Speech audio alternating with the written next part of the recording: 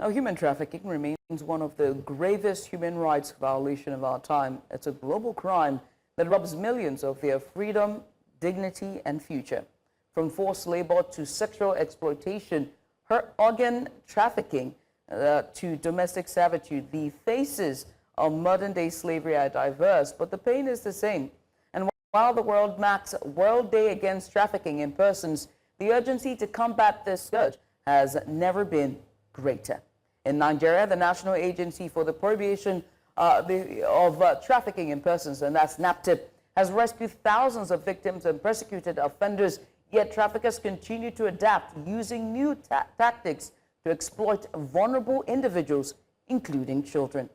So today we look at the scale of the challenge, the progress made, and what more must be done to unite against human trafficking. Joining us, Mrs. Comfort Agboko, Zonal Commander, Lagos, NAPTIP. You're welcome. Thank you very much for joining us, ma'am. Thank you for having me. Coming on. Now, I really want to know exactly what scale of human trafficking are we looking at when we look at the entire concept here in Nigeria. Let's get a statistics. Let me say good morning to everyone. I bring warm greetings to my DG. Elijah Binta Adamobelu, that's currently the DG of NAPTIP. I want to say that I will not be able to give a specific figure. But when it comes to human trafficking, it's so enormous in Nigeria. And we used to think that the hub of human trafficking is used to be Edo State. But in all the 36 states of the Federation and the Federal Capital Territory, victims are being trafficked on a daily basis to different parts of the world, and from the hinterland to all the 36 states of the Federation and the Federal Capital Territory. Because, you know, trafficking is an act of recruiting, transporting, transfer, harbor, or receipt of persons through the use of deceit, abduction, fraud, for the purpose of exploitation. There are three things that should be present for one to say that somebody is being trafficked. The person must be recruited, the person must be transported, and the person must be exploited. If two factors are present and the third one is not there, it is not human trafficking. Well, madam, you said something very interesting. Now, there are two questions that I have in mind. Judy, don't worry, I'm going to give you the opportunity for these two questions now. Now, Nigeria, like you've noted, has all of these little points. It's a source, it's a transit point, and a destination. It's also a destination. Yes. What gives? Exactly how does that happen for such a small, well, it's a big African country, but why is Nigeria so? You know, Nigeria is the largest country in West Africa. And let me say the whole of Africa, if I'm not mistaken. So we have a population of about more than 200 million.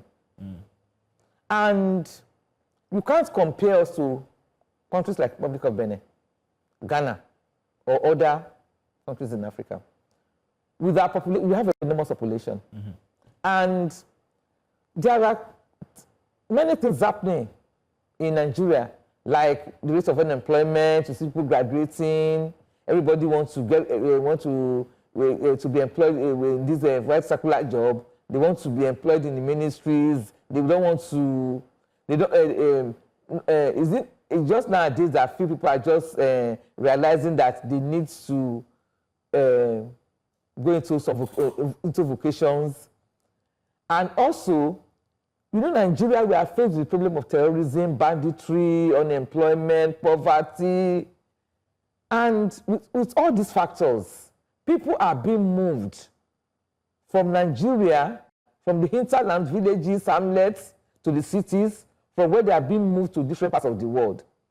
When these traffickers, when they want to recruit them, they will tell them, Lagos, we are bringing you to Lagos. That there are jobs in Lagos, there are factories in Lagos. Land of plenty. There are plenty, many places you can work in Lagos. When they arrive in Lagos, they move them to Maza. They move them now through the waterways. Because they now know that the Nigerian Immigration Service, they man the borders, the airport is not as easy for them as before. They focus attention to waterways now. Thank God for the Navy that almost on weekly basis, they rescue victims on the waterways and bring them to our office. As I'm talking to you now, when I woke up, since yesterday around 12 o'clock, I've been working that some victims were being recruited from the south to Lagos. Presently, we are communicating with them. They have left them in a hotel in Kini, Maza. The trafficker doesn't even know where they are now. And my own informant, we're already communicating. And we're going to rescue them today. A very interesting thing about Maza, which I've known for years, is the point of no return for many trafficked. And so you're talking about the contributing factors and numbers we're seeing in terms of the waterways and those that are being trafficked. But what about women and children as well? If you put them in the mix, especially for children, what is the contributing factors with those who are trafficked for children? You know, the vulnerables when it comes to human trafficking, they are the women and the children. That doesn't mean men are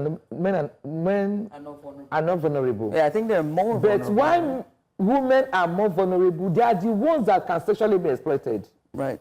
Why men are being exploited when it comes to forced labor, servitude, yeah, and domestic and servitude, yeah, working in plantations. Yeah. But the men, the women, and we discover that the children, where they are also more vulnerable is during the course of being sexually exploited, some of these women become pregnant. And when they give birth, they go along with their children. Also, children are more involved because sale of babies is also human trafficking. In a situation whereby baby factories are being operated, it used to be in the south and southeast, but now in Lagos we have baby factories. Right. It's a situation whereby some people will be recruited, some teenagers will be recruited, and some men will also be recruited. For instance, about 5 men can impregnate about 20 teenagers. This happens. It's happening in Lagos. Wow. Because we find such cases. It's like an industry. Yes, it's like an industry. It's happening. And when it happens like that, the so-called traffickers will even connive with different hospitals now, both government and private. Wow. And when they give birth, they start selling these children. 1 million, 2 million, it depends on their sexes. What's the biggest challenge for NAPTIP? The biggest challenge we have is the general public. Because we believe in NAPTIP. When you see something, you see something. When you are living in an environment and you suspect, the best thing is to voice out. We are not magicians in NAPTIP. We do our work based on information. We have informants around. You don't need to mention your name. You don't need to know your phone number. Just drop the hint on 627. Officers man is 24 hours. And it's the hotline is in our headquarters. As we are talking now, if you call this hotline, it should be picked. And when cases of human trafficking are being reported, officers ensure that they will phone the command, the zonal command or state command. Because presently, NAPTIP has representation in 36 states of the Federation. And Niger and Kogi State, very soon, they will have. Delta, we are trusting God. Okay. So we are spread all over. Right. We have state commands and zonal commands. Madam everywhere. Agboko, the term victim is a very interesting one. Yes. The term vulnerable individuals is also a very interesting one. And earlier I had asked whether you agree with me that most of these people actually are also instrumental in their own victimization, because they present themselves because of the prevailing factors we have here in Nigeria, as you identified, the economy. So is that, do you agree with that, that not every victim is coerced? Not every victim, but most of them are being coerced, deceived. Few of them, they know what they are going for, and they succumb, but they are just few. But most of them are being deceived and coerced. And then apart from that, let's go back to the fact that Nigeria is indeed a source, a destination, and a transient point. What are the factors that make it so? Is it medical unscrupulous practices? Is it the search for labor? Why is it such a three-pronged state in this situation? The search for greener pasture that is on there. Like I always tell those that care to listen. Trafficking, human trafficking is the modern day slavery. And trafficking had been from the creation of the world. Joseph was trafficked in the Bible. But God allowed it for a purpose. And it was him God eventually used to bail out his people from the land of Egypt. But nowadays, people, they capitalize on the situation. There is no country that will get to in any part of the world that will be picking dollars, euro and pounds on the ground.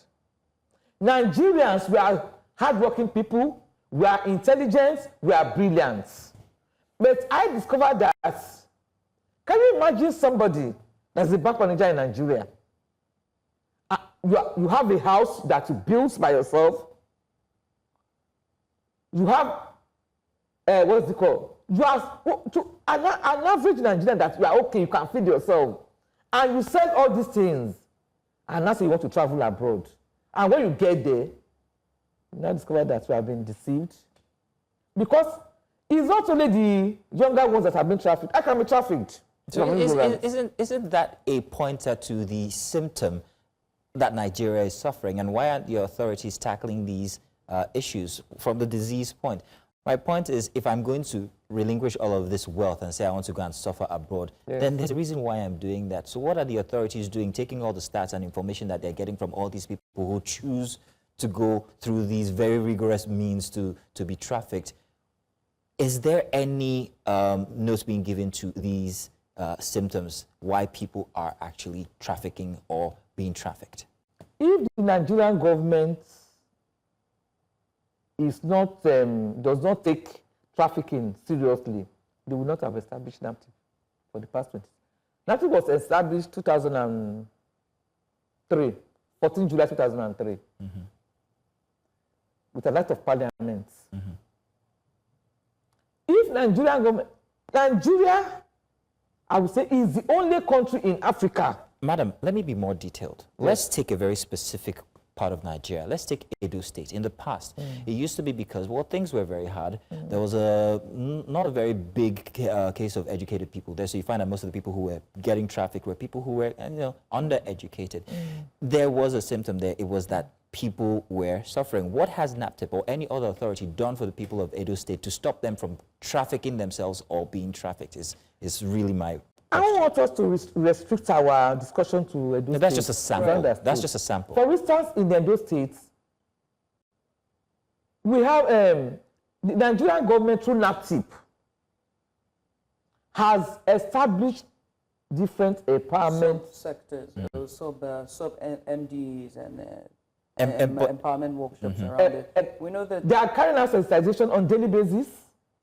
Edo State government has even gone ahead to establish their own anti-human trafficking agency, apart from the established zonal command through NAPTIP by the federal government. So we have two government organizations there now, NAPTIP as a federal government agency and the state's anti-human trafficking agency. They know their problem as a state, and they have tried to find solution. And the federal government is not also being left behind, because the first state that the federal government established a command was Edo State, before Lagos and Kano. You said the biggest challenge was intel. It was the lack of cooperation from the general public. Yes. And then you also said that, the victims who are trafficked oftentimes are well off, but then they still go ahead to do it. Few of them, which really points to the notion of there is no perfect victim, right? Yes. So besides that intel that you speak of, what else would you like the populace to do? You know, besides just them picking up the phone and calling whenever they see something is array or something is not right, what else would you like for the public to do? What else, what kind of public-private partnership do you think would sort of push the agenda of NAPTIP forward?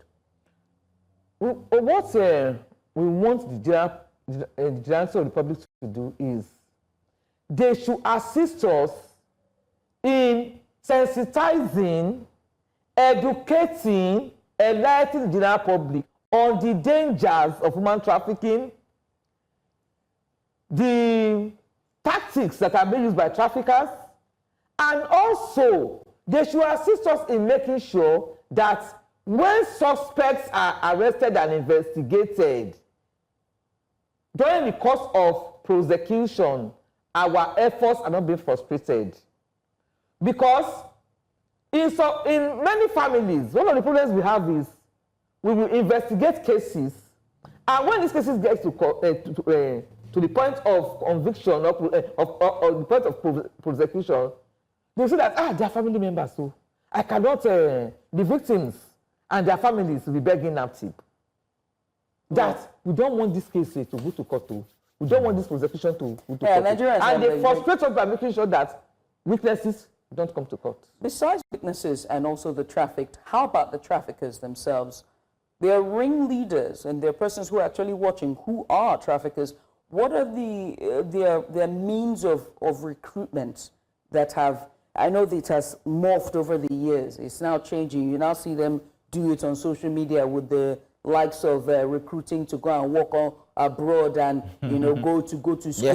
Yeah. You see very interestingly, because tactics, I got such on Instagram only a couple of days ago, and by the time I went into it, I saw how it was falling apart as it goes. But it was very structured on Instagram that you click here if you want a job, so and so. Right. Like, so let's talk about what we do in NAPTIP is, with the advent of social media, we've also realized that the tactics that are being used by traffickers now on daily basis, they are becoming increased, and freakishly, we will not even know that is trafficking.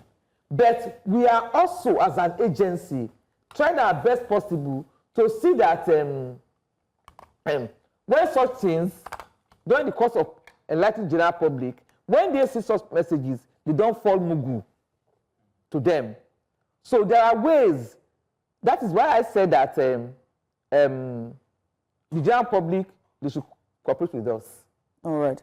Now, we're being informed that our second guest is joining us, Mr. Ajibola. He is the chairman of JIFORM, which is the journalists that are against trafficking. And his NGO, just to get that correctly, Mr. Abayomi Ajibola is the president, Journalists International Forum for Migration, JIFORM. Mr. Ajibola, many thanks for coming on. We've seen, from the last 20 minutes, we've been having a discussion here with Mr. Agboko, and who has given us very big insights from the side of the regulators and the agencies who are doing their best to nib trafficking. But you are on the other side, the NGO. What can you add to this discussion? I know that you're pressed for time, so I'll let you have a go at it. Hello, I can't hear you. There must be something in the waters. Mr. Ajibola, can you hear me now?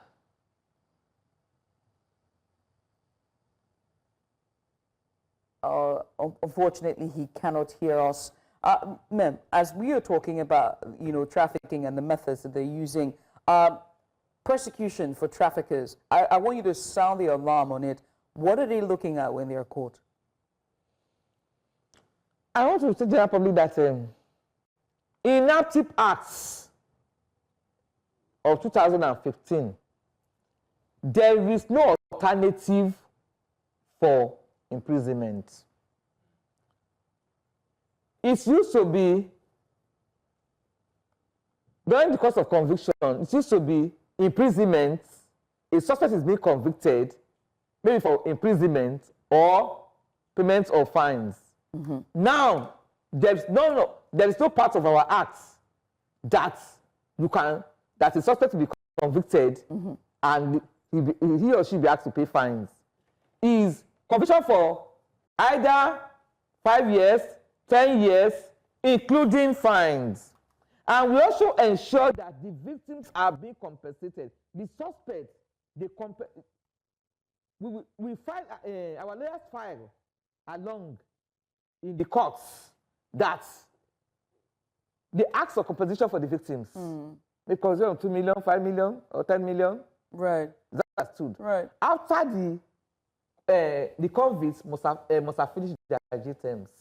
So when a suspect, a trafficker, is being prosecuted, there's no form of alternative of fine. So you're Yes. you're definitely going to jail. Yes. What's interesting about this trafficking whole situation is that before, the Nigerian dream used to be have 2 cars in your parking lot and a home, with 4 children and just a nice paying job. But the Nigerian dream has now changed or morphed over the years to japa, and that's why we're seeing the numbers that we continue to Perhaps. see. Everyone wants to japa. Madam Agboko, I want to say thank you very much for joining us. It's unfortunate that our other guest couldn't join us, even if we tried. We'll see that we have that conversation with him subsequently. But thank you. Thank you for having me.